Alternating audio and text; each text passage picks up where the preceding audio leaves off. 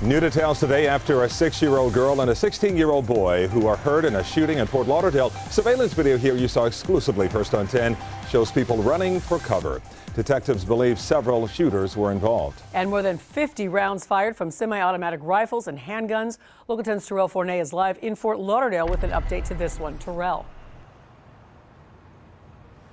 Well, the grandmother of the youngest victim of this shooting tells me that 6-year-old girl continues to recover here in the hospital. She spent some time in surgery because one of the bullets that went through her arm ruptured a major artery. All of this after that wild and chaotic scene that was caught on video inside of that surveillance store where 3 people in total were caught in the crossfire.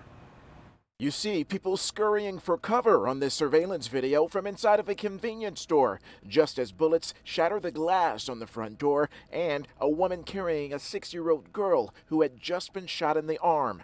Others do their best to dodge the gunfire as the 911 calls pour in. This is 911. How can I help you?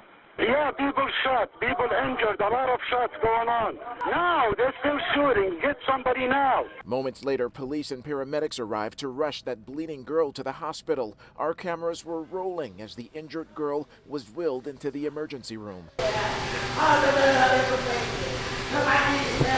Nearby, a relative frantically relays the news about the shooting to someone over the phone with blood still stained on her shirt. The shooting happened Sunday night just before 10 p.m. outside of Tony's Market in a Fort Lauderdale neighborhood just west of I-95 near Sunrise Boulevard. Several cars were riddled with bullets and ultimately towed away from the scene.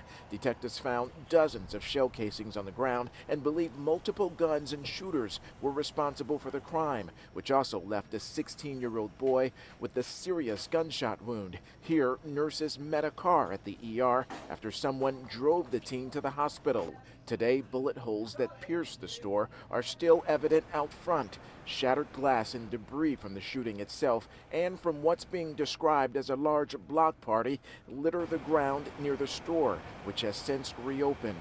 Moments before the gunfire, you see people inside of that corner store seemingly celebrating with cups in hand. The gunshots were fired shortly after, forcing the life or death dash towards safety. 10 people were shooting. It's so many guns.